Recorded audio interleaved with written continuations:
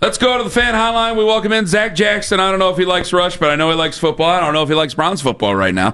Zac joins us right now this morning. Hello, Zac.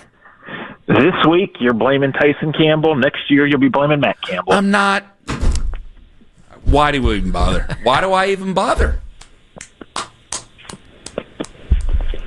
They can see my face now, so I'm not going to do anything. Did I hear in the last segment you said my dad doesn't listen to the show? No, he doesn't. Yeah, he listens to Rizzo. You're right. Zac, come on. What's your problem? What did I do? What did I do to you? This is like how Pony feels when I just beat him so soundly in every argument, and this isn't even fair. They had me on the morning show in Pittsburgh last week, and I was like debating, like, am I going to pick a fight with Pony? And I didn't. We just talked ball. It was fine. Well, one day you called him an absolute dip bleep on the internet. That was the greatest scouting report made by a Northeast Ohioan in a long time. I mean, it was 100% spot on. I wasn't blaming Tyson Campbell. By the way, I'm glad you brought that up. Thank you for listening to our show. And tell your dad that he's got to get with the times here. Anyway, you heard that clip. I had two football guys. One texted me that 10 was worse than 12 on the field. The other one said that 12 was way worse than 10. I want to know, you've been around it. You've been around the movers and the shakers. What do you think? Which is worse? Yeah, I think you get caught every time in the NFL with 12, right? Like back in Manchester youth football, we just used to play with 12 until we got caught.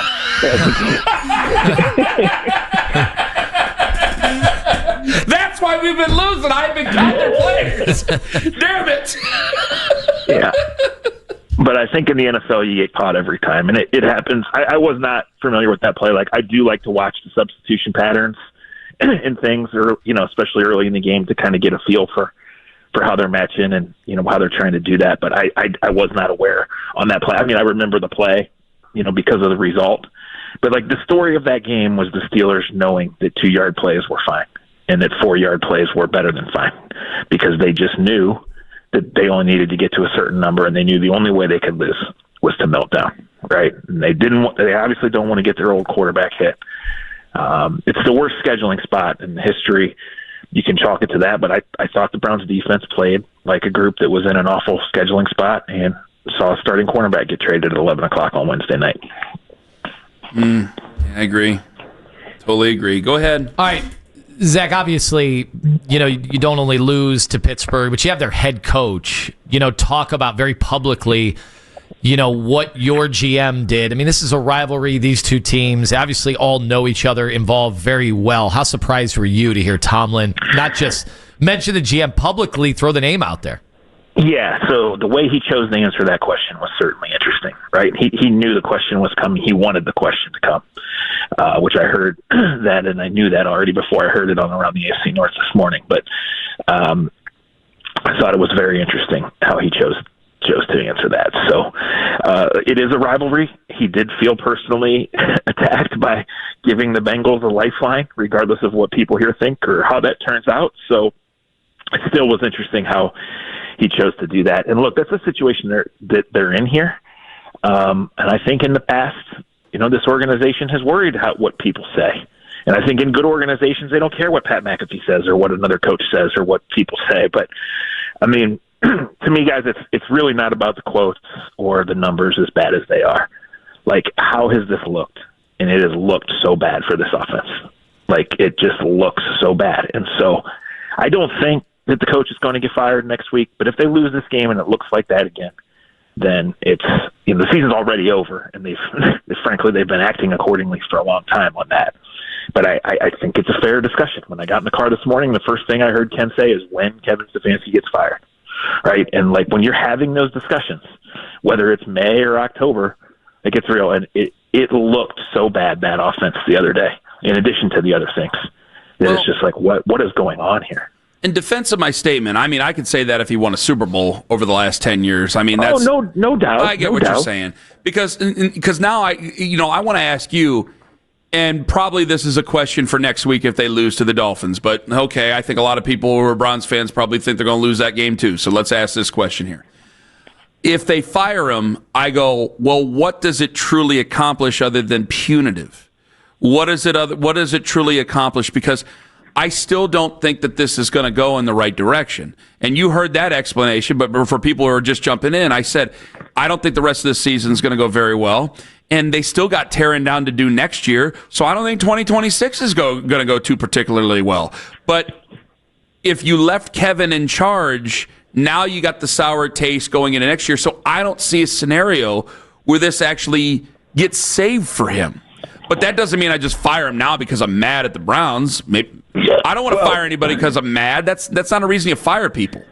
Yeah, I think there's two avenues there. One, Ken, when you look at the cap and you look at 14 rookies on this roster, like there's a pretty good chance that they could be worse next year, like just in terms of the competitiveness from how they build, because all the offensive linemen are probably leaving, right? And they're already bad. So, but the other thing is, you're right, that I don't know what that fixes. I think, but you are playing for the future, and you have to look at dynamics with so much of the season left. And it would be in the body language of the leaders. It would be in just the disgust of the uncompetitiveness of the product. I think they'll win this week. I don't think it'll happen. But that's what you have to ask. What does it really solve? Well, I think you have to take a deeper dive into the human part of it here and what's really going on. So, look, there is so much season left. And internally, they need to obviously fix it and put out a more prepared, visually better, obviously more competitive product this week. But then, like, what can you salvage out of this season? And what can you do differently? There's a lot of teams in crisis that are way better than the Browns right now. There's a lot of teams that have worries right now that are way better than the Browns. Do the Browns have more? Sure. The Browns have chosen this offensive line. That is the biggest problem. And when you look at the receiving core and you look at the quarterback play, to think that those things aren't the biggest problem, I mean, it just feels completely broken. Well, Zach, that's part of the issue, too. And Lima, I don't mean to take away a talking point from you, but Lima got exasperated last week. He goes, Ken, what the hell is their plan? Zach Zender isn't even eligible to play, basically, or active to play. Right. And the guy they took to replace their failed first-round pick, he keeps getting hurt, so you can't put that guy back out there. It's like, man, this is an offensive line that needs a complete retooling. And the only thought I have that's any sort of positive thought whatsoever is that, yeah, they'll probably trade away Ethan Posick here over the next few weeks, and then they'll put Luke Whippler out there, and he seems to have done a pretty decent enough job as a center. Okay, that's one. What am I going to do with the other positions? Yeah, no, it's hard. It's hard. So, this is why it was hard for me to do my podcast, right? This is why it's hard to write a follow-up article after these games, either the hour after or the day after. Like, what we've seen is just a product that's going nowhere. And so, yeah, let's look at the other side, Ken, right? Those guys in Miami have been there a number of years, and they're going to get fired, the GM and the coach, right? Well, why are they going to get fired? Because the quarterback's not good enough, because the drafting hasn't been good enough, because they don't win. So, like, what else is there? There's no gray area here. Like, if they choose to stick with this regime, then either there's a huge turnaround coming or there's something that we don't know and we'll never know. Because the product we see every single week is subpar. The most expensive roster in the history of the NFL last year went 3-14. This team is worse. And next year, there's no indication of being any better. All right, so obviously, Zach, then the next question is, what happens at quarterback the rest of the year? How many weeks is Dylan Gabriel going to be given? And then at what point do you go to Shedeur? And then obviously there's another guy on the roster that nobody likes, especially Ken, likes to talk about. Yeah, I mean, you'd like to land that A-dot right on like exactly a 5.0 or something like that, right? No, I think Dylan Gabriel's going to play for the foreseeable future as long as he's healthy. I don't think there's any intention to play Shedeur until a certain point, and I know that there's no chance that Watson is healthy enough until a certain point. So mid to late November is the earliest that he will be cleared to return to practice. And even then, I think there's almost no intention and almost no chance that he gets to the field. But we're still at least a month away from that part coming. So, yeah, it's a great question. And obviously when you made the trade of Joe Flacco, you moved everybody up. Specifically, you went with the two rookies. And we were all surprised that they didn't promote Bailey Zappi. But yeah, I think we will see Shedeur. I've always thought that, but I didn't ever think it would be before December. And so now the circumstances might change that. But unless something else happens, injury or complete, like how much lower can this offense go, right?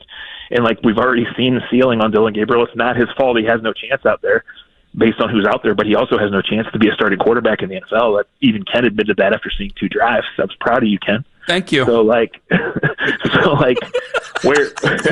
where do you go? Like Shador plays, but is it the Niners game? Is it the Titans game? You know, I don't know that right now because it's October 15th and we're supposed to be talking about the Dolphins game, and no one is because it's that bad. Wait, Zach, are you telling me that the film crew documenting Deshaun Watson's revenge tour, they're going to have to wait, or they're going to be given another 2 months full of video opportunities before this documentary is going to be ready to go? Well, there'll be T-shirts like Baker had before the game in Carolina. I mean, yeah. Deshaun, the earliest he's going to be cleared is mid to late November. That's what I can tell you. And where it goes from there, I don't know. From what I've gathered, and this is correct, there's no motivation by the Browns to get him on the field. But how it actually goes, there's a lot of moving parts.